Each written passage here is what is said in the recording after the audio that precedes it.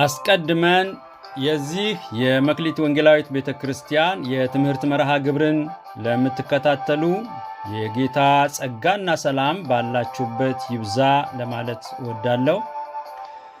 በዚህ የትምህርት ክፍለ ጊዜያችን የመጨረሻው ዘመን በሚል ርዕስ ተከታታይ ትምህርት ጀምረናል። ይህ የዛሬው ክፍል 7 ሲሆን ከዚህ በፊት ለስድስት ተከታታይ ክፍለ ጊዜያት አስተላልፈናል። ያለፉት 6 ክፍለ ጊዜያት ለማስታወስ ያክል የመጨረሻው ዘመን ትምህርት ማስተማር ለምን አስፈለገ ወይስ ጥቅሙ ምንድነው በሚል ርዕስ ትምህርቱን በሚገባ እንድንረዳ ምክንያታዊ የሆኑ 6 ነጥቦችን ለማስቀመጥ ሞክረናል። ለማስታወስ ያክል በመጀመሪያ የእግዚአብሔር ዓላማ ዓለምን በክርስቶስ መጠቅለል ስለሆነ ከአገልግሎት ባለፈ ወደ ቤተ ክርስቲያን ከመመላለስ ባለፈ የእግዚአብሔርን ዓላማ እንድንረዳ ብለናል። በሁለተኛው የትምህርት ክፍለ ጊዜያችን የቅዱሳን የክርስቲያኖች ያላቸው ትልቁ ተስፋ የጌታ የኢየሱስ ክርስቶስ ዳግም ምጽአት በመሆኑ በዚህ እንዲጽናኑ እንዲደሰቱ ቅዱስ ቃሉ ስለሚያዝ መጽናኛም በዚህ ዓለም ላይ ከዚህ የተሻለ ስለሌለ ቤተክርስቲያን ይህንን በማስተማር ቅዱሳንን የእግዚአብሔርን ልጆች እንድታጽናና ለማበረታታት ነው ብለናል። በሶስተኛ ደረጃ የነው ለሕይወት ዝግጅት ይጠቅማል ብለናል። የመጨረሻው ዘመን ትምህርት ሰው ሲማር ሕይወቱን ያዘጋጃል። አንደኛ ያልነው ዝግጅት በብሩክነት ወይም በብጽዕና መዘጋጀት፣ በሁለተኛ የመጨረሻው ዘመን በሚያመጣው ፈተና ውስጥ የሚያልፉ ቅዱሳን እንዲጸኑ በጽናት እንድንዘጋጅ፣ ሶስተኛ የክርስቶስን ምጽአት ሁለንተናችን በመቀደስ እንድንጠብቀው፣ በአራተኛ ደረጃ ወይም ከአጠቃላይ ትምህርቱ 6ኛ ክፍለ ጊዜው መሰባሰብ አብልጠን እንድናደርግ ቅዱስ ቃሉ ቀኑ እንደቀረበ ስታዩ አብልጣችሁ መሰባሰብን አድርጉ ስለሚል ቅዱሳን ኅብረታቸውን እንዲያጠናክሩ በሚል ርዕስ ተነጋግረናል። በዚህኛው በክፍል 7 ደግሞ ወደ ዋናው ሐሳባችን የምንገባበት ሲሆን በቀጣይ ተከታታይ የትምህርት ጊዜያት የምንመለከተው የመጨረሻው ዘመንና ፍጥረት፣ ውድቀት፣ ድነትና የእግዚአብሔር የዘላለም መንግሥት በሚል ርዕስ ከብሉይ ኪዳን ተነስተን እስከ አዲስ ኪዳን ለመመልከት እንሞክራለን። በዚህ በቀጣይ ባለው የትምህርት መርሃ ግብር እንድትካፈሉ ጋብዘናችኋል። የእግዚአብሔር ስም የተባረከ ይሁን። የዚህኛውን ሳምንት ትምህርት እንደዚህ በድምፅ ቀርጬ ለማስተላለፍ የሞከርኩት በመድረክ ላይ የነበረው ቀረጸ ድምፅ ሁኔታ በሚገባ ስላልተቀረጸና ድምፅ የሚሰማ ስላልሆነ ለዚህ ይቅርታ እየጠየቅኩ በቀጥታ አሁን ትምህርቱን በድጋሜ በኦዲዮ ቀርጬ ልልክላችሁ ወድጃለሁ። እናንተ የእግዚአብሔር ቤተሰቦች እግዚአብሔር ደግሞ ያስተምረናል። አጭር ጸሎት ከኔ ጋር እንጸልይና ወደ ዛሬው የትምህርት ክፍለ ጊዜ እንሄዳለን።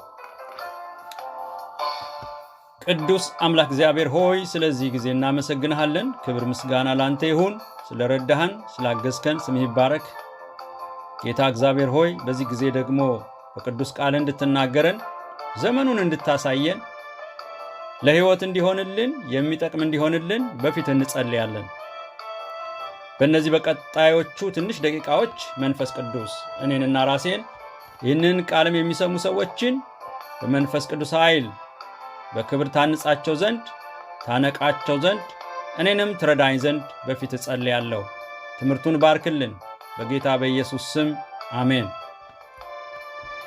ቅዱሳን የእግዚአብሔር ቤተሰቦች እንግዲህ ዛሬ የምንመለከተው እንደተነጋገርነው የመጨረሻው ዘመንና ፍጥረት፣ ውድቀት፣ ድነትና የዘላለም የእግዚአብሔር መንግሥት በሚል ርዕስ ነው። እነዚህ ቀጣዮቹን ተከታታይ ጊዜያት እንመለከታቸዋለን። ለዛሬ የምናየው የመጀመሪያውን ክፍል ፍጥረትና የእግዚአብሔር መንግስት ወይም ደግሞ የመጨረሻው ዘመንና ፍጥረት በሚል ርዕስ ነው የምንመለከተው።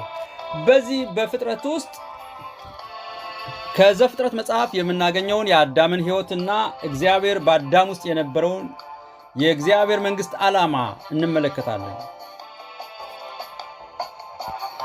አዳምን እግዚአብሔር በሚፈጥርበት ጊዜ በአምሳሉ እንደፈጠረው መጽሐፍ ቅዱሳችን ይናገራል።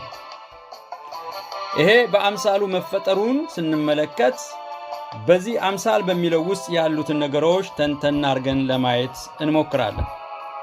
እስቲ ከዛ በፊት ወደ ዋናው የትምህርት ክፍለ ጊዜያችን እየገባን በመሆኑ የመጨረሻው ዘመን ትምህርትን ትንሽ ለመናገር ልሞክርበት።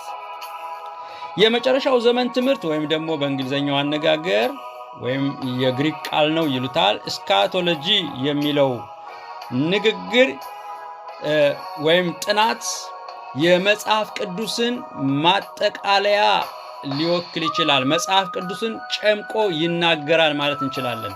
በእኔ አጠናን ዘዴ ወይም ደግሞ አንዳንድ መረጃዎችን እንደሰበሰብኩት ማለት ነው የመጨረሻው ዘመን ትምህርት የሚጀምረው ከዘፍጥረት መጽሐፍ ሆኖ አግኝቼዋለሁ። አንዳንድ ወገኖች የመጨረሻው ዘመን ትምህርት ከትንቢት ጋር ከምልክቶች ጋር እና የተለያዩ ነገሮችን በመጥቀስ ከአዲስ ኪዳን ጋር ብቻ ወይም ከነቢያት ጋር ብቻ ለማያያዝ ይሞክራሉ። በእኔ አጠናን ወይም ደግሞ እኔ በሰበሰብኳቸው መረጃዎች መሰረት ግን የመጨረሻው ዘመን ጥናት ወይም እስካቶሎጂ የሚጀምረው ከዘፍጥረት ነው። የእግዚአብሔር ስም የተባረከ ይሁን። ስለዚህ ይህንን የመጨረሻው ዘመን ትምህርት የመጽሐፍ ቅዱስ ማጠቃለያ ትምህርት ብለን ልንወስደው እንችላለን። ለምን ሲባል ከዘፍጥረት ተነስቶ ራእይ ላይ ስለሚደርስ። የመጨረሻው ዘመን ትምህርት ወይም እስካቶሎጂ ከፍጥረት መነሻ እስከ መድረሻው እስከ እግዚአብሔር መንግስት እስከ ክርስቶስ ድረስ የሚሄድ ነው።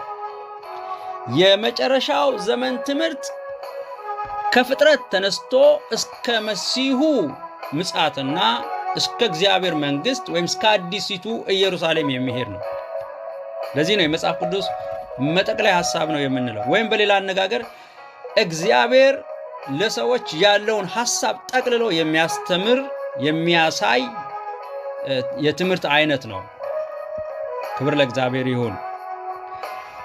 ለምንድን ነው የምንለው? የመጨረሻው ዘመን ትምህርት ወይም የመጨረሻው ዘመን ሐሳብ የመጣው ከአዳም ውድቀት በኋላ በመሆኑ ከአዳም ውድቀት በፊት ያለውን ተነስቶ የአዳም ውድቀት ደግሞ ዘፍጥረት ላይ ስለሚገኝ ከውድቀቱ ተነስተን እስከ ሪስቶሬሽን እስከ ድነቱ እስከ ዘላለም መንግስት ድረስ ይወስደናል ማለት ነው። ስለዚህ የመጽሐፍ ቅዱስ ማጠቃለያ ትምህርት ወይም ሳመሪ ልናደርገው እንችላለን። ከጫፍ እስከ ጫፍ ይዞን ነው የሚሄደው። የእግዚአብሔር ስም የተባረከ ይሁን። ያ ማለት ከፊተኛው አዳም እስከ ኋለኛው አዳም እስከ ክርስቶስ ድረስ እናጠናዋለን ማለት ነው የመጨረሻው ዘመን ትምህርት። ስለዚህ ቅዱሳን የመጨረሻውን ዘመን ትምህርት በግላቸውም በቤተ ክርስቲያን ውስጥም ሊያጠኑት ሊማሩት ይገባል። ዋናው የሕይወት መጠቅለያው እሱ ስለሆነ። እሺ እንግዲህ ይህንን ካልን ዘንዳ የአዳምን ከመፈጠሩ ጀምሮ ያለውን ለማየት እንሞክራለን። ዘፍጥረት ምዕራፍ 1 ቁጥር 26-28 እንደዚህ ይላል። እግዚአብሔር አለ ሰውን በመልካችን እንደ ምሳሌያችን እንፍጠር፣ የባህር ዓሣዎችና የሰማይ ወፎችን እንስሳትንና ምድርን ሁሉ በምድር ላይ የሚንቀሳቀሱን ሁሉ ይግዙ። እግዚአብሔርም ሰውን በመልኩ ፈጠረ፣ በእግዚአብሔርም መልክ ፈጠረው፣ ወንድና ሴት አድርጎ ፈጠራቸው። እግዚአብሔርም ባረካቸው፣ እንዲህም አላቸው፣ ብዙ ተባዙ፣ ምድርንም ሙሏት፣ ግዙአትም፣ የባህርንም ዓሣዎችና የሰማይ ወፎችን በምድር ላይ የሚንቀሳቀሱንም ሁሉ ግዟቸው አለ ይላል። ክብር ለእግዚአብሔር ይሁን። ዛሬ በአጽንኦት አስምረን ልናየው የሚገባን ነገር የአዳም መፈጠር ዓላማ። የአዳም መፈጠር ዓላማው ምንድን ነው ስንል የእግዚአብሔርን መልክ ማሳየት ነው። የእግዚአብሔርን ማንነት ለፍጥረት መግለጥ ነው። የእግዚአብሔርን አምላክነት ለፍጥረት መስበክ ነው። የአዳም የመፈጠሩ አንዱ ዓላማ ምን ማለታችን ነው? እግዚአብሔር ሰማይን ፈጥሮ፣ እግዚአብሔር ምድርን ፈጥሮ፣ እግዚአብሔር አዝዕርትን ፈጥሮ፣ እግዚአብሔር እንስሳን ፈጥሮ፣ በራሪውን ፈጥሮ፣ ተሽከርካሪውን ፈጥሮ፣ ሯጩን ፈጥሮ፣ የሚዋኘውን ፈጥሮ፣ በምድር ላይ ያሉ ህብር የሆኑ አበቦችን ሁሉ ብዙ የሚያምሩ ከዋክብትን በሰማይ ውስጥ ከፈጠረ በኋላ በስድስተኛው ቀን የሥራው ማጠቃለያ አደረገው። ሰውን ምን እንዲያደርግ? መልኩን እንዲያሳይለት። የፈጠረው ፍጥረት ሁሉ እግዚአብሔርን የሚመስል አልነበረም። ስለዚህ እግዚአብሔር አንድ ነገር አስፈለገው። ፍጥረት ፈጣሪውን እንዲያውቅ እሱን የሚመስል ስለሱ የሚናገርለት እሱነቱን የሚገልጥለት ታላቅ የሆነ ፍጡር በእግዚአብሔርና በፍጥረት መካከል የሚቆም አምሳሉን ሲፈልግ አዳምን ፈጠረው። አዳምንም በመልኩ በምሳሌው ፈጠረው ይላል።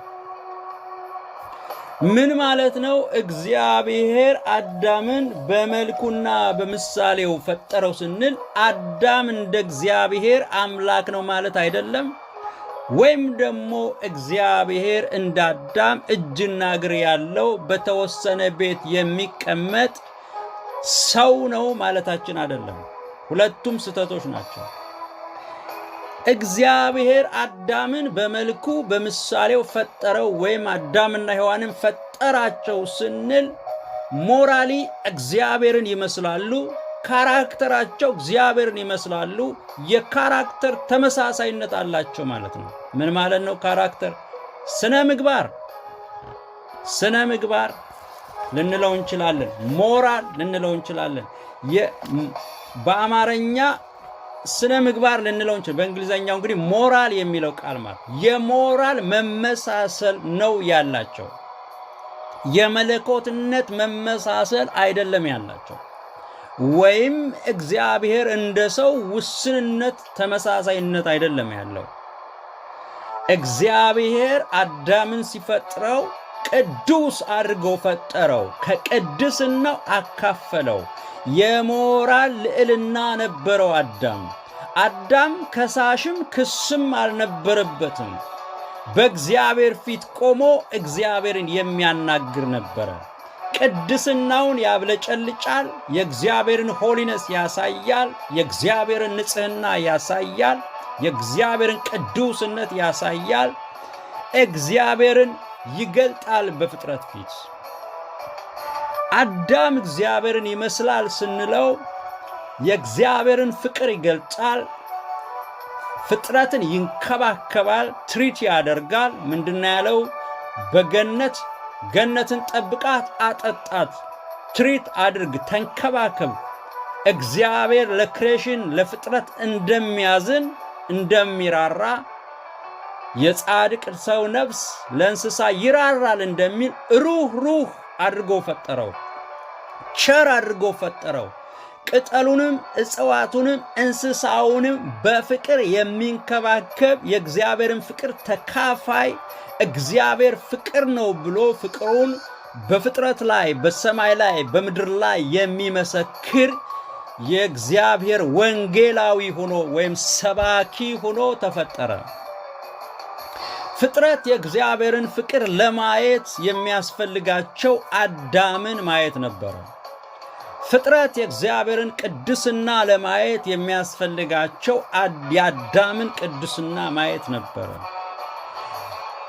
አዳም በእግዚአብሔር አምሳል ተፈጠረ ስንለው ፍጹም ትሁት ነበረ፣ ሞራሊ ሃምብል ነበረ ማለታችን ነው። ምንነታቸውንና ማንነታቸውን በማያውቁት መካከል የእግዚአብሔር አምሳል ሆኖ በእንስሶች መካከል የሚመላለስ በምድር ላይ የሚኖር ትሑት ነበረ። ፍጥረትን ሁሉ በትሕትና የሚያስተዳድር የዋህ፣ ቅን፣ ሩህሩህ ነበረ። ታዛዥ ነበረ። ሞራሊ የእግዚአብሔርን ማንነት፣ ቸርነት የሚያሳይ ነበረ። ለወደቁ እንስሶች፣ ለደረቁ አትክልቶች የሚራራ ነበረ። ንፉግ አልነበረም። የነበረውን የሚያካፍላቸው፣ ለአትክልቶች ውሃ የሚያጠጣ፣ የሚኮተኩታቸው፣ የሚንከባከባቸው፣ በደግነት በምድር ላይ የሚመላለስ ነበረ። ሞራሊ የእግዚአብሔር ባህሪ ተካፋይ ነው።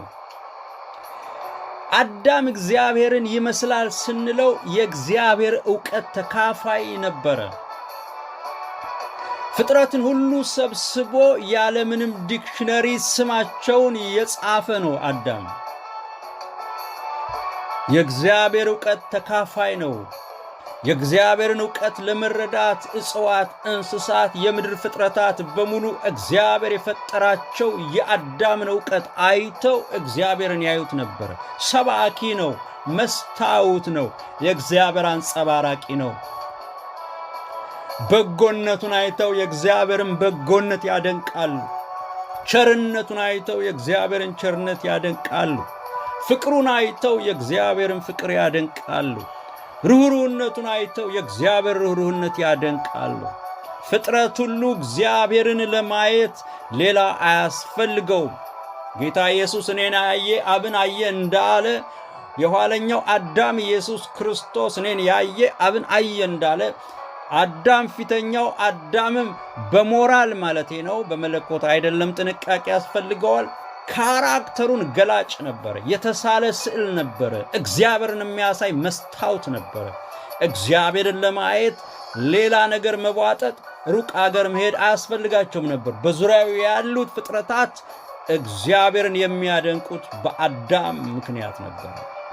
ስለዚህ አዳም እግዚአብሔርን ይመስላል ስንለው የባህሪው ወይም ደግሞ የካራክተሩ ተካፋይ ነበረ።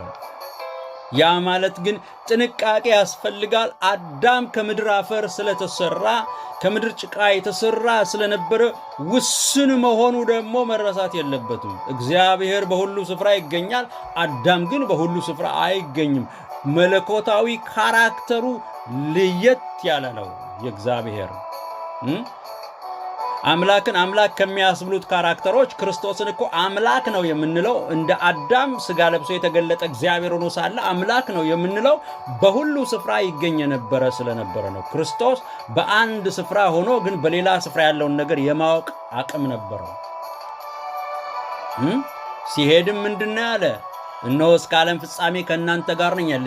ይሄ የአምላክ አትሪቢዩት ካራክተር ነው። ይሄ ግን አልነበረውም። አዳም በሁሉ ስፍራ መገኘት አይችልም። ሁሉን አያውቅም፣ ሁሉን አይችልም። ግን ሞራሊ የእግዚአብሔር ካራክተሮች ነበሩ። ይሄ ሞራል የሚባሉት ባህሪ የሚባሉት ነበሩት። የቅድስና ባህሪ ነበረው፣ ዕውቀት ነበረው፣ ትሑት ነበረ። እነዚህ የመንፈስ ፍሬ የምንላቸው በሙሉ በአዳም ላይ ይታዩበት ነበረ። ስለዚህ የማን ባህሪ ተካፋይ? የእግዚአብሔር ባህሪ ተካፋይ ሆኖ እግዚአብሔር አምሳል ነው የሚባለው። ለዛ ነው። እግዚአብሔር የተባረከ ይሁን። እናንተ ልትጨምሩበት ትችላላችሁ በዚህ በሞራል ዙሪያ። ጌታ የተባረከ ይሁን። በሁለተኛ ደረጃ አዳም የእግዚአብሔር አምሳል ነው ስንለው እግዚአብሔር ገዢ ነው። አዳም ደግሞ ግዛ ተባለ። ምድርን ምን አድርጋት? ግዛት፣ አስተዳድራት። በምድር ያለው በአየር ላይ የሚበረው በውሃ ውስጥ የሚዋኘው ሁሉ ለአንተ ይገዛ። እግዚአብሔር ገዢ ነው። አዳም ገዢ ነው። አንበሳው በጉልበት ቢበልጠውም ነገር ግን በግርማ ደግሞ አዳም ይበልጥ ነበርና አንበሳው አዳምን ሲያይ ይንበረከክ ነበር፣ ይገዛ ነበር፣ ይታዘዝ ነበር። ለአዳም እምቢ የሚል፣ አሻፈረኝ የሚል፣ አልገዛም የሚል፣ አታስተዳድረኝም የሚል፣ አትዳኘኝም የሚል ፍጥረት አልነበረም። ያ ነው የእግዚአብሔር አምሳልነቱን የሚገልጥበት። እግዚአብሔር ገዥነቱን በአዳም ውስጥ ሆኖ ለፍጥረት ያሳይ ነበር። የእግዚአብሔር አምሳል ማለት ያ ነው፣ ገዥነት። እኔ አንድ ቃል ትዝ ይለኛል። ጌታ ኢየሱስ ክርስቶስ በጀልባ ሆነው ሲሄዱ ድንገት በታንኳ ውስጥ አንቀላፋ። ሰዋዊ ባህሪውን የሚያሳይ ነው፣ ያ ሰው መሆኑን የሚያሳይ ነው። ምናልባት በሌላ ጊዜ ክርስቶሎጂ ወይም ነገረ ክርስቶስን ልናይ እንችላለን። ክርስቶስ ሰውም አምላክም ነው እና በጀልባ ውስጥ ገደም ሲል ነፋስ መርከቧን አናወጣት። ደቀ መዛሙርቱም ስንጠፋ አይገድህምን ሲሉት ጌታም ተነሳና ገሰጸው፣ ነፋሱም ጸጥ አለ ይላል። ደቀ መዛሙርቱም ተደነቁ። እነዚህ ነፋሳት ሁሉ የሚታዘዙለት ይሄ ማን ነው አሉ። ታውቃላችሁ ቅዱሳን ወገኖቼ፣ አዳም ነፋሳት የሚታዘዙለት ይመስለኛል ከውድቀት በፊት። ጸጥ በል ነፋሱም ይታዘዝ፣ እንደውም ግዛ ተብሏል። አዳም ውሃውን ግዛ፣ አየሩን ግዛ፣ ምድሩን ግዛ፣ ፍጥረቱን ግዛ ተብሏል። አዳም ገዢ ተብሎ ተቀምጧል። በእግዚአብሔር ግርማ የምድር ንጉሥ ሆኖ ቁጭ ብሏል። አዳምን የማይሰማ የለም፣ የማይታዘዝ የለም። ነፋስ ይታዘዛል፣ ወጀብ ይታዘዛል፣ ማዕበል ይታዘዛል፣ እንስሳ ይታዘዛል፣ ሁሉ ይታዘዛል። የእግዚአብሔር አምሳል ነውና ቃሉን የማይሰማ ቃሉን የማያከብር ፍጥረት አልነበረም። የእግዚአብሔር አምሳል ማለት ይሄ ነው ወገኖች። አዳም የእግዚአብሔርን ፕሬዘንስ የእግዚአብሔርን መገኘት በገነትና በነበሩ ፍጥረታት ላይ ሁሉ ይገልጥ ነበረ። የእግዚአብሔር አምሳል ስንለው ያ ነው ወገኖች። የእግዚአብሔር ስም የተባረከ ይሁን። ይሄንን ነው እንግዲህ ሞራሊ ወይም ደግሞ በካራክተር በገዥነት ያለው የአዳም ባህሪ በምድር ላይ እንዲበዛ ተፈለገና እግዚአብሔር አንድ መጠቅለያ ሰጠው። ብዙ ተባዙ፣ ምድርንም ሙሏት፣ እናንተ የኔ አምሳሎች አለ እግዚአብሔር። ክብር ለእግዚአብሔር ይሁን። በጣም ይደንቀኛል። አዳም ባይወድቅ ኑሮ ኪንግደም ኦፍ ጋድ በዛን ጊዜ ምን ያህል ይሆን ነበረ? ያልወደቀው አዳም ቢዋለድ ኖሮ የእግዚአብሔር መንግስት በምድር ላይ ስትሰፋ እንዴት እንደምታምር አሰብኳት። ያልወደቁ አዳሞች፣ እግዚአብሔርን የሚመስሉ አዳሞችና ሔዋኖች ምድርን ሁሉ ሲያስተዳድሩ ብርድ አይበርዳቸው፣ ራብ አይርባቸው፣ አይጨንቃቸው፣ ነፃ በሆነች ቆንጅዬ በሆነች ምድር ላይ የእግዚአብሔር መንግስት ሊሰፋ ነበር። የእግዚአብሔር በነገራችን ላይ በፊታችን የምትመጣው የሺህ ዓመት መንግስት እንደዛ አይነት ሰዎች የሚከብሩባት ናት። የእግዚአብሔር ትግል ያልወደቀውን አይነት አዳም በምድር ላይ ማብዛት ነው። የጌታ ስም የተባረከ ይሁን። ለዚያ ጊዜ እግዚአብሔር ያብቃን እና ይህንን የተባረከ ካራክተሩን እግዚአብሔር ምን አለው? ብዙ ተባዙ፣ ምድርንም ሙሏት፣ በማሸነፍ ውጡባት፣ አስተዳድሯት፣ እኔን ግለጡባታል። ይሄ የእግዚአብሔር አምሳል ነው እንዲበዛ የሚፈልገው። ጌታ ኢየሱስ ክርስቶስ እኮ በዮሐንስ ወንጌል ምዕራፍ 10 ላይ እኔ ሕይወት እንዲሆንላችሁ እንዲበዛላችሁ መጣው። ሕይወት፣ መልካምነት፣ ቸርነት፣ የእግዚአብሔር ባህሪ፣ የእግዚአብሔር ካራክተር እንዲበዛልን ጌታ መጣ። የፊተኛው አዳም ሳይወድቅ ከመውደቁ በፊት የነበረው ነገር እንዲበዛ ልናሰምርበት የሚያስፈልገኝ ነገር አንዱ እግዚአብሔር አዳምን ሲያስቀምጠው ብዝሃ እግዚአብሔርን የሚመስሉ አዳሞች፣ ያልወደቁ አዳሞች በምድር ላይ እንዲበዙ ነው። ባህሪው በምድር እንዲበዛ ፈለገ። የአዳም ድርሻ በእግዚአብሔር መንግስት ውስጥ የእግዚአብሔር አምሳል ማብዛት ነበር። አሁን የመጨረሻው ዘመንን ስናጠና ያልወደቀው አዳም የተሰጠው ኃላፊነት ምን ነበረ? እግዚአብሔርን የሚመስሉ ማብዛት ነው። ብዙ የተባለ በሞራል መልካም የሆኑ በአገዛዝ ከፍታቸውን የጠበቁ የእግዚአብሔር አምሳሎች በምድር ላይ እንዲበዛ ዛት ኢዝ ኪንግደም ኦፍ ጋድ ማለት ያለው ገዢ የሆነ ቅዱስ የሆነ በእውቀት የተሞላ መንፈሳዊ የሆኑ የእግዚአብሔር አምሳሎች ማለት ነው። የእግዚአብሔር መንግስት ማለት ያ ኃላፊነት አዳም ላይ ነበረ። የእግዚአብሔር ስም የተባረከ ይሁን። ይሄ ሆኖትለት እያለ አዳም አንድ ትእዛዝ ተሰጥቶታል። ይችም ትእዛዝ ደግሞ እኔ እድል እላታለሁ፣ ቻንስ እላታለሁ። ብዙ ሰዎች ምን ይላሉ? ለምን እግዚአብሔር ይህንን ሁሉ አምሳልነቱን ከሰጠው በኋላ ይችን ዛፍ ለምን እዚህ ተከላት የሚሉ ሰዎች አሉ። ይሄ በነገራችን ላይ የሕፃናትም የአዋቂም ጥያቄ ነው። እኔ የሞኝ ጥያቄ እለዋለሁ። እኔ እችን ዛፍ እድል ናት የምለው ምን አይነት እድል? ከእግዚአብሔር ጋር ለዘላለም የመኖር እድል ኦፖርቹኒቲ እግዚአብሔር አስቀመጠ። ባትበላት ለዘላለም ትኖራለህ፣ ከበላሃት ግን ትባረራለህ። ኦፖርቹኒቲ እድል፣ እግዚአብሔር እድል ሰጠው። አዳም እድሉን አልተጠቀመም። ወገኖቼ እግዚአብሔር ባሪያዎች፣ እግዚአብሔር ዛሬ ምን እድል ሰጥቷችኋል? እንዳትነኩት ለዘላለም እንድትኖሩ ብሎ የሰጣችሁ እድል አለ። እድላችሁን ተጠቀሙ፣ ጠብቁት፣ ጠብቁት። ክብር ለእግዚአብሔር ይሁን። እድል ነው፣ ኦፖርቹኒቲ ነው፣ የመኖር እድል ናት፣ ምልክት ናት። ጠብቃት፣ እንዳትበላ፣ እንዳትነካት። በበላህ ጊዜ ሞትን ትሞታለህ። ዛሬ እግዚአብሔር እንደዛ ብሏችኋል። እድል ሰጥቷችኋል፣ ቻንስ ሰጥቷችኋል። ያንን ቻንስ ነው፣ የቅድስና ቻንስን፣ እግዚአብሔርን የመምሰል ቻንስን፣ የከፍታ ቻንስን ነው አዳም የጣለው። ልክ ከወደቀ በኋላ በሕይወቱ ታላቅ ነገር ተፈጠረ። በጣም በሚገርም ሁኔታ ምዕራፍ 3 በእባብ ከተታለሉ በኋላ፣ በሰይጣን ከተታለሉ በኋላ፣ የአምላካቸውን ፈቃድ ከሳቱ በኋላ ምዕራፍ 3 ዘፍጥረት ቁጥር 10 ላይ በበለስ ዛፍ መካከል፣ በዛፎች መካከል ተሸሸጉ ይላል። ፈሩ፣ ተደበቁ። ወገኖቼ ክስም ከሳሽም ያልነበረበት አዳም በሚገርም ክስ ውስጥ ወደቀ። ከሳሹም መጣ፣ ክሱም ተገኘበት። ጭንቀት ያልነበረባት በኤደን ገነት በሚገርም ትልቅ ጭንቀት ወደቀች። ፍርሃት በገነት ውስጥ ወደቀ። የእግዚአብሔርን ፈቃድ ሲተላለፉ፣ የተሰጣቸውን ክብር ሲተው፣ የነገራቸውን አልሰማ ሲሉ የእግዚአብሔር ቃል በመዝሙር 49 ቁጥር 12 ላይ ሰው ክቡር ሆኖ ተፈጥሮ ሳለ እንደሚጠፋ እንስሳ ሆነ ይላል። አዳም ክቡር ሆኖ ተፈጥሮ ሳለ፣ በእግዚአብሔር አምሳል ተቀምጦ ሳለ፣ ገዢ ሆኖ ሳለ፣ ቅዱስ ሆኖ ሳለ፣ እግዚአብሔርን የሚገልጥ ሆኖ ሳለ፣ ክብር አግኝቶ ሳለ እንደሚጠፋ እንስሳ ሆነ። ከእንስሶቹ ጋር ሮጠ፣ ደነገጠ። የእግዚአብሔር አምሳል ማለት አንዱ እግዚአብሔር አይፈራም፣ አዳም አይፈራም ነበር።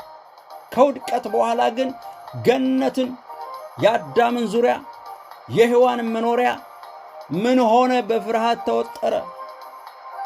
እግዚአብሔርም ሲመጣ አዳም የእግዚአብሔርን ድምፅ ሰማ፣ ፈራው፣ ተሸሸኳል። እኔ አዳም እግዚአብሔርን ብቻ ይፈራ አይመስለኝ።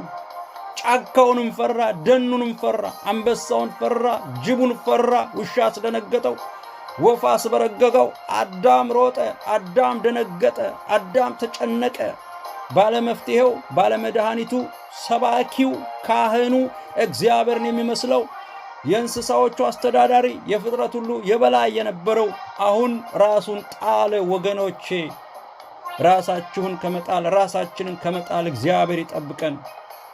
ዘመን እያለቀ ነው ወገኖቼ። እግዚአብሔር የሰጠንን ቅድስና፣ እግዚአብሔር የሰጠን የልጅነት ስልጣን፣ እግዚአብሔር የሰጠንን ክብር ሰው እንደመሆናችን ሰው ሆነን እንኑር ወገኖቼ። ከሰውነት ተራ፣ እግዚአብሔርን ከመምሰል ተራ፣ ከክርስትና ተራ አንውጣ ወገኖቼ።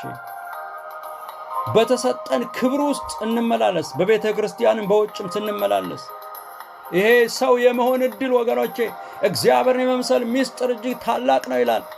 ታላቅ የሆነውን ነገር አትጣሉት ወገኖቼ። ሽሽት እንዳይሆን፣ ፍርሃት እንዳይሆን፣ ጥርስ ማፋጨት ይሆናል ይላል ጌታ ከመጣ በኋላ። መንግስቱ መጥቶ ነገር ሁሉ ሲዘጋ ጥርስ ማፋጨት ይሆናል። ከጥርስ ማፋጨት በፊት፣ እንደ አዳም ከመሸሽ በፊት፣ እንደ አዳም ከመደንገጥ በፊት አሁን ወገኖቼ ራሳችሁን አዘጋጁ። የእግዚአብሔርን ምሳሌነት ተከተሉ። ክርስቶስን ምሰሉ፣ ክርስቶስን ልበሱት፣ ክርስቶስን ለብሳችሁታል ነው የሚሉ የኤፌሶን ጸሐፊ። ክርስቶስን እንዲህ አልተማራችሁትም ነው። ክርስቶስ ትምህርት ነው፣ ተማሩት። ሕይወት ነው፣ ተጠቀሙ። ዘመን አልቋል፣ ኢየሱስ ሊመጣ ነው ወገኖቼ። ጊዜ አልቋል። ጊዜ የለም፣ ጊዜ የለም። በአዳም ሕይወት ውስጥ ትልቅ መናወጥ ተፈጠረ። ብቸኝነት ተፈጠረ። ፈራ፣ ደነገጠ። የማይበርደው አዳም በረደው። ነፋስ የሚታዘዘው አሁን ግን ብርድ ሆነ። ወይዘሩ ተበላሸ። ወገኖቼ ነገር ይበላሻል በዙሪያችሁ ከእግዚአብሔር ፈቃድ ስንወጣ። ቅዱሳን የእግዚአብሔር ሰዎች እድላችሁን አትጣሉ። አትንኩ የተባላችሁትን፣ አትብሉ የተባላችሁትን፣ አትሂዱበት ባላችሁ ጌታ በፈቃዱ የመከራችሁን ጠብቁት። አዳም እድሉን የተሰጠውን እድል የተሰጠውን ቻንስ ጣለ። አንድ እግዚአብሔር ሰው አንድ ነገር ሲል ሰማሁት። አዳም ለመሆኑ በዛ ውስጥ የነበሩትን በገነት የነበሩ ዛፎችን በሙሉ በልቶ ጨርሶ ነውን ወደዚች አትንካ ወደ ተባለው ሄደ? ብዙ በዙሪያችን እያለ እግዚአብሔር የከለከለን ነገር ለምን ያሳሳናል? እሱ ክብር ያስጥላል ወገኖቼ። እሱ ከእግዚአብሔር ቤት ያባርራል። እሱ ጭንቀት ያመጣል፣ ፍርሃት ያመጣል፣ ክስ ያመጣል፣ ጎደሎ ያደርጋል፣ ከመንፈስ ያጎላል። አዳም ጎደለበት፣ ተንቦጫቦጨበት፣ ሙሉነት አልሰማው አለ። ራሱን ጠላ። ራሱን ለማጥፋት የሞከረ ሁሉ ይመስለኛል ፍርሃት ሆነ። በመጽሐፉ ላይ ባይጻፍም ብዙ ነገር በአዳም ሕይወት ውስጥ የተከሰተ ይመስለኛል። ተሸሸገ ነው የሚለው። ተሸሸገ፣ ፈራ፣ ምግብ መብላት ያቃተው ይመስለኛል። ሁሉ አስጠላው። አዳም ሽሽት ላይ ነው። ሽፍትነት ጀምሯል። የት ልግባ አለ። መድረሻ ጠፋው፣ መደበቂያ ጠፋው። ከእግዚአብሔር ደግሞ ማን ይደበቃል? ተደበቅኩ ሲል ድምፁ አሁንም ይመጣል፣ ይከተለዋል። ወገኖቼ ወዴት ናችሁ? ዛሬ ከእግዚአብሔር ቤት የራቃችሁ ሰዎች ወዴት ናችሁ? እግዚአብሔር ዛሬ በዚህ አጋጣሚ ወዴት ናችሁ ይላችኋል። ወደ እግዚአብሔር ፈቃድና ሐሳብ እንመለስ። የጣልነውን እናንሳ። ከተላለፍነው እንመለስ። በራሳችን ላይ ጭንቅ፣ በቤታችን ላይ ጭንቅ፣ በትዳራችን ላይ ጭንቅ፣ በቤተሰቦቻችን ላይ ጭንቅ፣ በቤተ ክርስቲያናችን ላይ ጭንቅ አንፍታ። እግዚአብሔር አምላክ ይርዳን። በአዳም ሕይወት እንዲህ ሆነ። መንፈሱ ታወከ፣ ማንነቱ ታወከ፣ ሁከት ሆነ። በሁለተኛ ደረጃ የሆነበት ነገር የሚኖርበት ተረገመ። ወገኖቼ መኖሪያውን እግዚአብሔር ከርስድ አደረገው። ምድር በአንተ የተነሳ አሚካላ ታብቅል፣ ትውጋ። አሚካላ ታብቅል ማለት እሾህ ብቻ አይደለም። የምትዋጋ ትሁን፣ የማትመች ትሁን፣ ኮንፈርት ይጥፋ አለው እግዚአብሔር። አዳም መሸሸጊያ የለውም። ሊሸሸግ የሚሄድበት ሁሉ ቆንጥር ነው፣ ተዋጊ ነው፣ እሾህ ነው። ዛሬ ምድር ላይ ያለው ከርስ፣ ምድር ላይ ያለው አስጨናቂ ሕይወት የእግዚአብሔርን ፈቃድ በመጣስ የመጣ ነው ወገኖቼ። ቅዱሳን እግዚአብሔር ባሪያዎች ያለንበት ቦታ፣ የምንኖርበት ቦታ ከርስድ እስከሚሆን ድረስ እግዚአብሔርን መንፈስ ማስመረር የለብንም። ዘመን አልቀዋል፣ ጊዜ አልቀዋል። አዳም ምድርን አስረገመ። የሚያምሩ ህብር የሆኑ አበባዎች የሚበቅሉባትን ምድር በረከቷን ሳትቆጥብ የምትሰጥበትን ያንን ምድር አስረገመ። መኖሪያው ተረገመ። እንዳውም ምድር እንዲሁ ትሰጥ የነበረውን ምግብ አሁን በድካም ይሆናል። በድካም በላብ። እዚህ ላይ መናገር የምፈልገው ነገር አንዳንድ ሰዎች እኔ ስንፍና ይዟቸው ነው የሚለው ስራን እንደ እርግማን ይቆጥሩታል። ስራ እርግማን አይደለም። አዳም እዚህ ጋር ከውድቀት በፊት በገነቱ ስራ ነበረው። ስራ በረከት ነው ወገኖቼ። ጌታ ኢየሱስ ክርስቶስ እኔም አባቴም እስካሁን እየሰራን ነው አለ። እግዚአብሔር ሰራተኛ ነው። በዚህ አጋጣሚ የምነግራችሁ እግዚአብሔር ስራውን ጨረሰ አረፈ ይላል። ስራ ሳትጨርሱ የምታርፉ ሰዎች ስራ ጨርሱ። የጀመራችሁትን ጨርሱ። ስራ እርግማን አይደለም። ስራ በረከት ነው። ስራ መልካም ነው። እግዚአብሔር 6 ቀን ሰራ፣ 7ኛውን ቀን አረፈ ነው።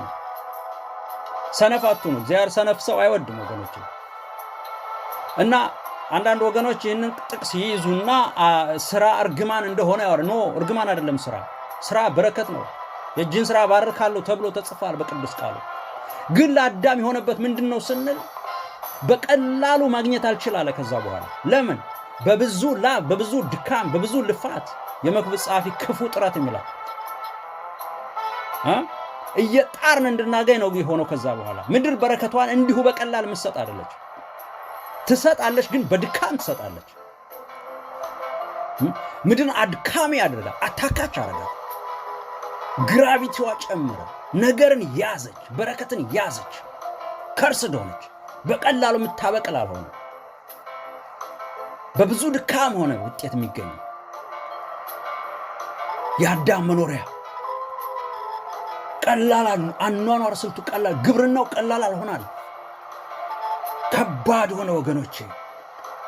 ሔዋን በምትወጁ ትዳር ውስጥ በምትወጁ በባልሽ ውስጥ ጭንቅ የሆንብሽ ስትወልድ ልጆች እግዚአብሔር ስጦታዎች ሆነው ሳለ ግን ጭንቅ የሆንብሽ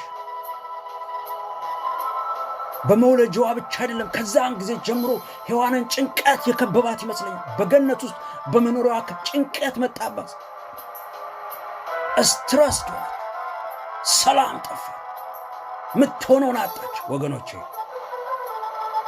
አዳም የተሰጠውን ክብር ከተወ በኋላ አደራውን ከበላ በኋላ እድሉን ካጣ በኋላ አትሞስፌር ሁሉ ኢንቫይሮመንቱ ሁሉ አስቸጋሪ ሆነ። ሕይወት አስቸጋሪ ሆነ፣ ድካም ሆነ። አዳምና ሔዋን እንደዚያ ቀን ደክሟቸው አያውቅም። ዛሉ፣ በቃ እንቅልፍ አላቸው። ጉልበታቸው ደከመ፣ ክንዳቸው ዛለ። መሬት ላይ ሆነው ይቆርጡት የነበረው ዛፍ መንጠራራት አይደለም መውጣትም ሳያስፈልጋቸው ብዙ ድካም ሆነ። ውሃ ፍለጋ ደከሙ፣ ለፉ፣ ጠማቸው፣ ራባቸው፣ ታከታቸው፣ በረዳቸው። የማያፍሩት አፈሩ፣ ተሸሸጉ። ቻንሳቸውን አበላሽተዋልና፣ እድላቸውን አበላሽተዋልና። ዛሬ እግዚአብሔር እድል ፈንታ ይሰጠናል ወገኖች፣ ይሰጣችኋል። ዛሬ ወደ ጌታ ኑ፣ ወደ ጌታ ወደ ኢየሱስ ክርስቶስ ነው። ከአድካሚ ሕይወት ከዚህ ዓለም ኑሮ ኑ ወገኖቼ። ወደ እግዚአብሔር እቅፍ መግባት ይሻላል። ሞራል ከሌለው ሕይወት፣ ውድቅ ከሆነ ማንነት፣ ከስካርና ከልዩ ልዩ እግዚአብሔር አታድርግ እያለ እያደረግ ሕይወት ከሚጎሳቆል ነገር፣ በድካም ከሚሆን ነገር፣ በጭንቀት ከሚሆን ወደ እግዚአብሔር ናና ባህሪውን ተላብሰ የሰጠን ክብር ተላብሰ ሰው ሆነ በክብር እንድትኖር ጋብዛለሁ ወገን። አዳም ከውድቀት በኋላ ሕይወቱ ከበደ። ይቻለም በቀላል የምትበገር አልሆነችም። አዘነች፣ ጭንቀት ወረራት። ይሄ ብቻ ሆኖ ቢቀር ጥሩ ነበረ። አዳም ግን የማይሞተው አዳም፣ በእግዚአብሔር አምሳል የተፈጠረው አዳም፣ እግዚአብሔርነትን እንዲያበዛ የተጠራው አዳም፣ የተቀባው አዳም፣ በእግዚአብሔር የተሰራው አዳም፣ ሁሉ በቃል ሲፈጠር በእግዚአብሔር እጅ በስርዓት የተሰራ ውብ የሆነው አዳም አፈር ትሆናለህ፣ ትሞታለህ፣ ሞት ይሰለጥንባል። ወገኖቼ ከዘላለም ሞት ዛሬ ልንወጣ ያስፈልገናል። ከዛም በኋላ አዳም የሚሞት ሆነ፣ እንደ እንስሳ ሆነ። የማይሞተው አዳም፣ የእግዚአብሔር አምሳል አዳም ሟች ሆነ። ከዚህ በኋላ ነው እንግዲህ ወገኖቼ እስካቶሎጂ ወይም የመጨረሻው ዘመን ትምህርት ሐሳቡ የመጣ። ይሄ ከሆነ በኋላ እግዚአብሔር ይህን የወደደውን ሰው ሊጥለው አልወደደምና በዘፍጥረት 3:15 ላይ የሚገርም ፕሮሚስ ሲገባ እንመለከታለን። ከሴቲቱ ዘር የሚወለደው በኋለኛው ዘመን የሚወለደው የእባቡን ራስ ይቀጠቅጣል። ክብር ለእግዚአብሔር። ለእባብ ተነገረው፣ አንተ ሸኮና አለ። የኢየሱስ ክርስቶስ እግርና እጅ የተመታው መልእክቱ እሱ ነው። እሱ ደግሞ ራስን ይቀጠቅጣል። ኢየሱስ ከሴት ዘር የተወለደ እስካቶሎጂ በመጨረሻው ዘመን የመጨረሻው ጊዜ የሚወለደው ከሴቲቱ ዘር የሚወለደው ሴቲቱን አሳስቷል። ክርስቶስ የእግዚአብሔር ልጅ ከአብርሃም በፊት የነበረ ከአዳም በፊት የነበረ ቃል የነበረ በሴት ውስጥ አድሮ የሴቷን ማንነት ተዋርሶ ሰው ሆኖ ወደ ምድር መጣ። ኋለኛው አዳም ፊተኛው አዳም ብዙዎች እንዲጠፉ አደረገ። ኋለኛው አዳም ደግሞ ብዙዎቻችን እንድንድን አደረገ። የአንደኛ ቆሮንቶስ መጽሐፍ ምዕራፍ 15 ቁጥር 22 የሚለን ይሄ ነው። ሁሉም በአዳም ሞቱ፣ ሁሉም በክርስቶስ ዳን። ሁላችን በአዳም ሞትን፣ ሁላችን በክርስቶስ ዳን። ዛሬ ጋብዛችኋል ይህንን የመጨረሻውን ዘመን ትምህርት ሳስተላልፍላችሁ አዳም ብዝሃ እግዚአብሔር መሰሎች በብዛት ሊያበዛ ሞራሊ እግዚአብሔርን ባህሪ ያዙ በስልጣን እግዚአብሔርን ባህሪ ያዙ ከመለኮት ውጭ ማለት ነው በምድር እንዲበዙ ተልኮ ሚሽኑ የአዳም ጥሪው ያነበር ዛሬ ወደ ክርስቶስ ጠራችኋለሁ ወደ ሁለተኛው አዳም እግዚአብሔርን የሚመስሉ ሰዎችን በድጋሜ ሊሰራ ወደ ምድር ወደ ተላከው ድጋሜ ወደሚፈጥረን አንድ ጊዜ በሥጋ ሁለት ጊዜ በክርስቶስ እንፈጠራለን ወገኖቼ ከፍጥረታዊ ሰውነት ወደ ክርስቶስ ማንነት እንድንመጣ ወደ ክርስቶስ ወደ አዳነን ወደ ተቤዠን ዛሬ ጋብዛችኋለሁ ዓለም በክርስቶስ ትጠቀለላለች ነው የእግዚአብሔር መንግሥት ትመጣለች ነው ወገኖቼ ጌታ ኢየሱስ ክርስቶስ ሲመጣ እንዳናፈር ይህች ምድር በክርስቶስ ትጠቀለላለች የእግዚአብሔር መንግሥት ትመጣለች የእግዚአብሔር መንግሥት በዚህ ምድር ላይ በምትመጣ ጊዜ በክርስቶስ የሆኑ ሁሉ ይድናሉ ይሄ ደግሞ መጽናኛችን ነው የጌታ ምጽአት መጽናኛችን ነው ዛሬ በጌታ ያልሆናችሁ ሰዎች እጋብዛችኋለሁ ከወደቀው አዳም ወደ አነሳን አዳም ወደ ክርስቶስ ነው ወገኖቼ እግዚአብሔር ዘመናችሁን ይባርክ ይህንን ያስተላለፍኩላችሁን መልእክት ለብዙዎች እንዲደርስ ሼር በማድረግ ሰብስክራይብ በማድረግ ላይክ በማድረግ የወንጌሉ አገልጋይ እንድትሆኑ እጋብዛችኋለሁ እግዚአብሔር ዘመናችሁን ይባርክ ጸልየን እንጨርሳለን በጌታ ፊት አጭር ጸሎት አብረን እንጸልይና እንጨርሳለን ጌታ ሆይ እናመሰግንሃለን ስለዚህ ጊዜ ስሜ ተባረከ ይሁን ስላገዝከን ስለረዳህን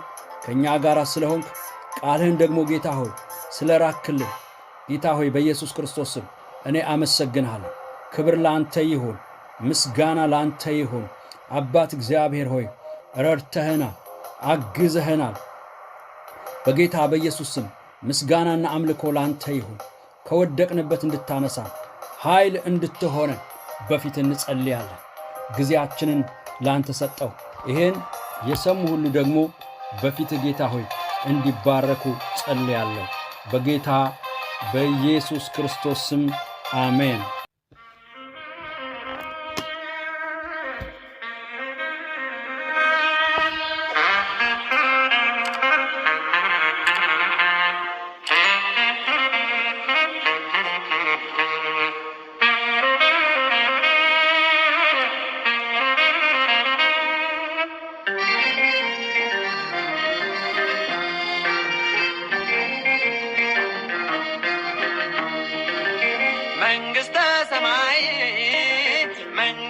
ሰማይ